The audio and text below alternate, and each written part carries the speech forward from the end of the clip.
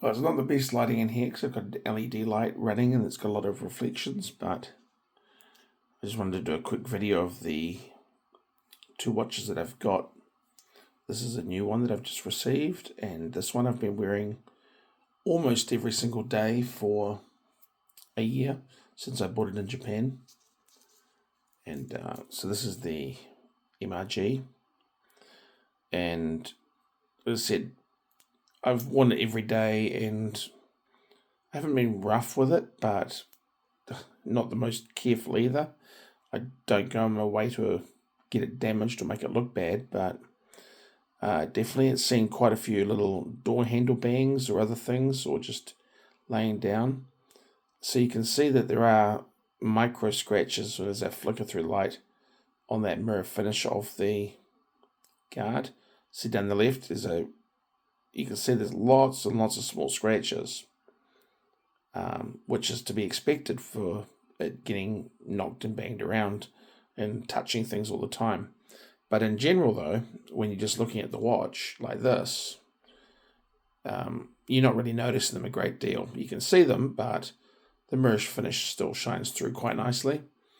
And I suspect what's going to happen and why this mirror polish is quite nice is all these little scratches that are going to occur over time are just going to add facets that will make it reflect differently, and it'll get a scratched finish that's sort of shiny reflecting over time. Whereas with this kind of finish, the ion plating, if I do the same thing to that I've done to this, I suspect this is going to end up with lots of white scratches everywhere that show up and really show the damage. But it's a G-Shock, so they're going to get dinged around.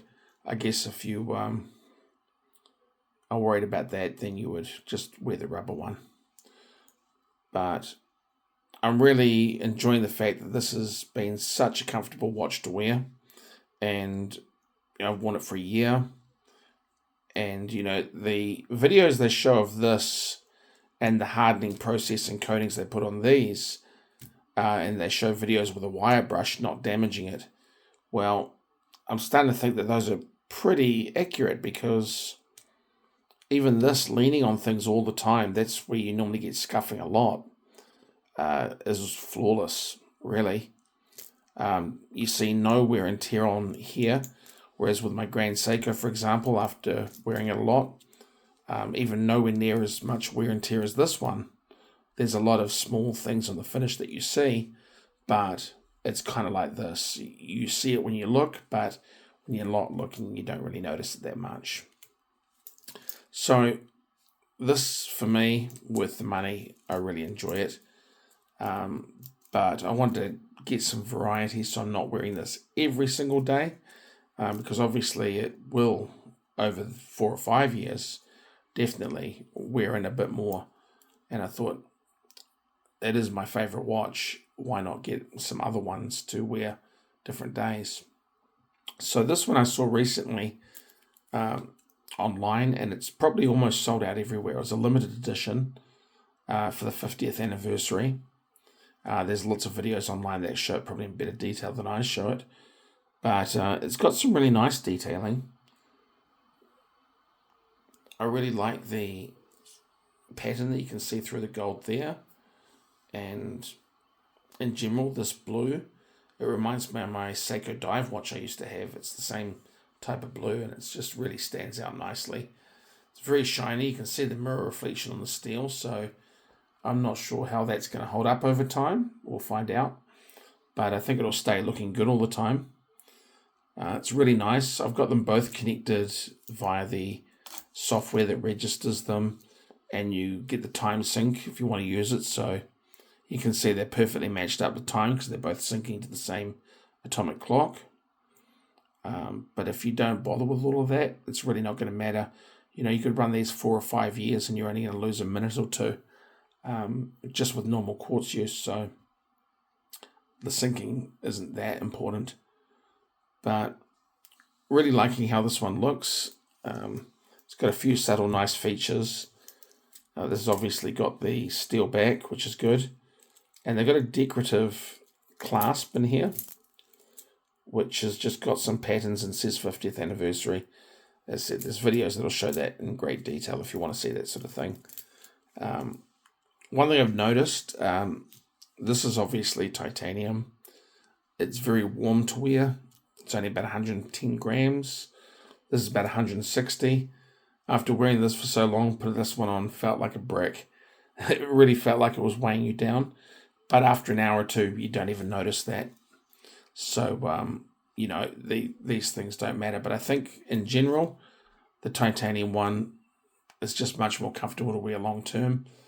I've never really liked the rubber ones because the rubber, the straps affect my skin. But apart from that, the standard G-Shock rubber strap will not fit my wrist. I used to wear them as kids, when I was a kid, but it won't fit my adult size wrist because I'm basically 9.5 inches.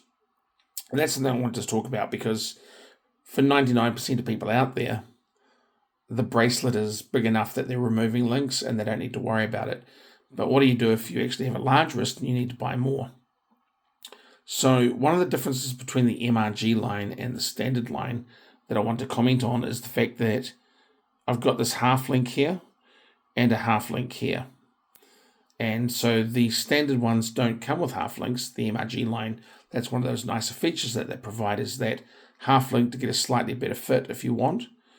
But what I've found also is all these standard metal ones, they have the main watch, then they have the non-moving portion here, and then they have 8 links on each side, no half links.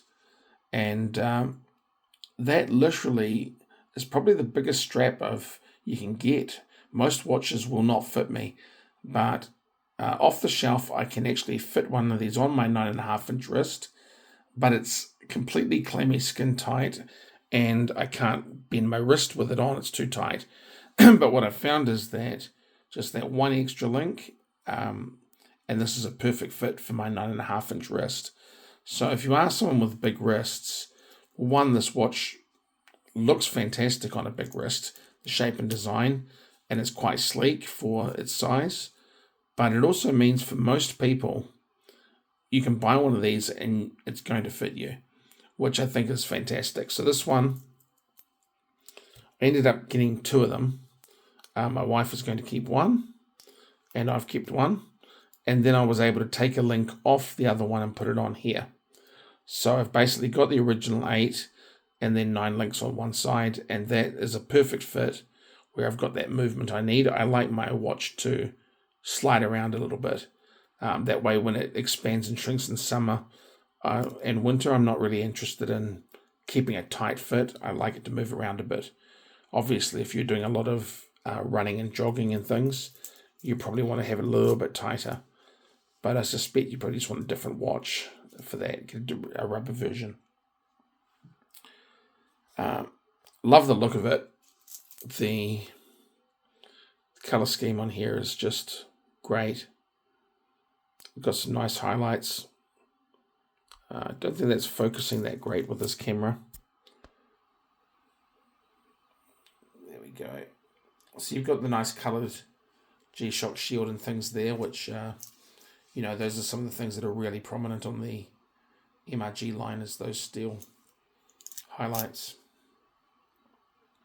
It's a great looking watch, very comfortable.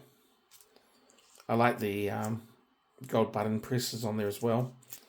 It's definitely that shininess. It has just such a different look on your wrist over this one. So this is how it looks on a 9.5 inch wrist.